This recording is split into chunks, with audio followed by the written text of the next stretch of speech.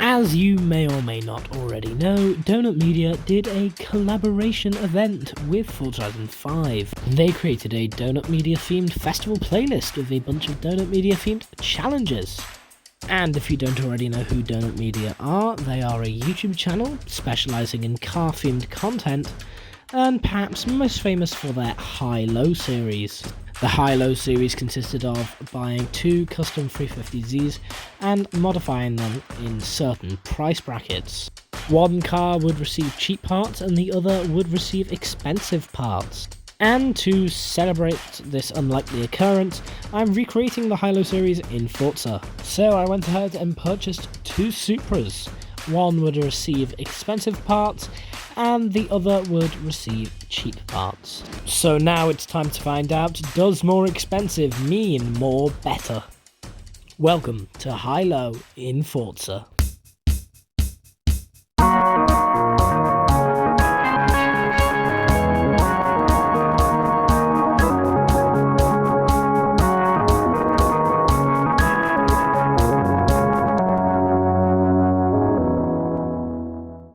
Today we'll be upgrading tyres. Now better tyres will mean more traction, more grip, less skidding and faster lap times.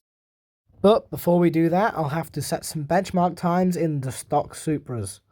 First up, it's low car.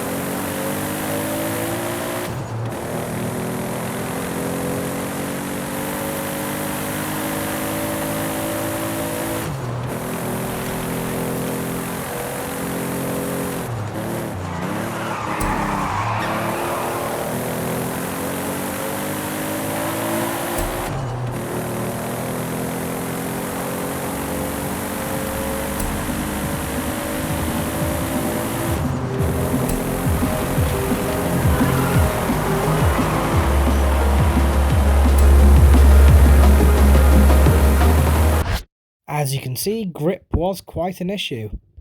Let's see if it's any better when high car does it.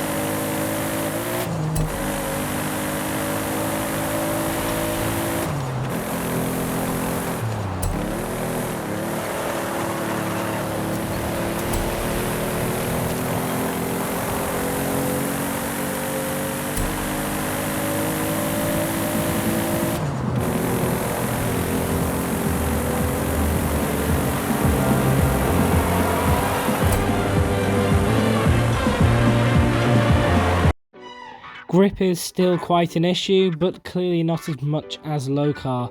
This is probably because low car was the first time I'd driven a Supra around this circuit, and I got better as time went on. So here are the lap times. As you can see, high car is well in the lead, about 4 seconds quicker, although as I said before, this is probably just due to the fact I was less experienced in the low car. Now it's time for some upgrades.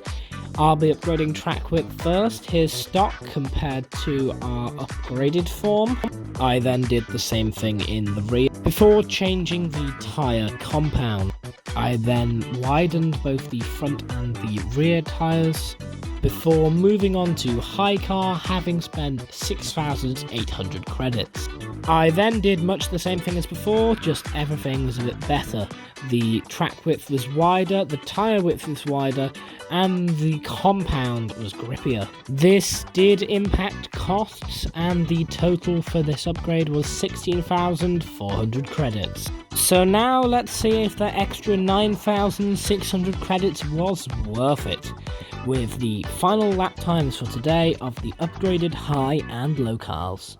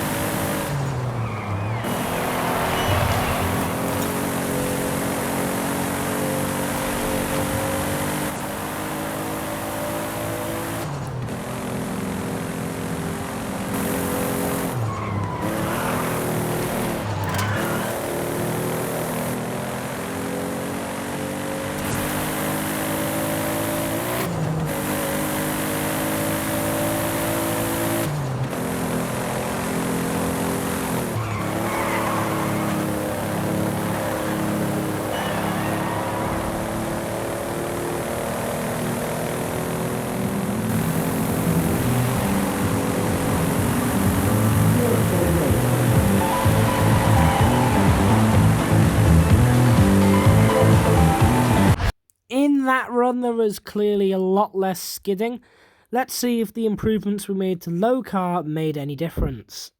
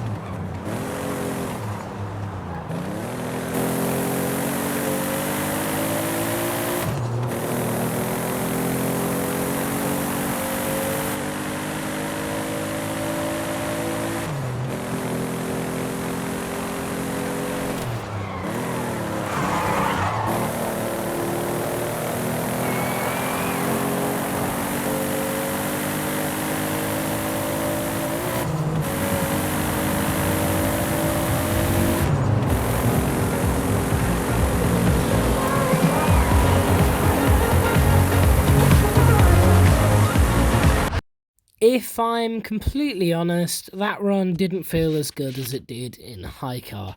This is, of course, understandable as I did spend about 10 grand more on high car.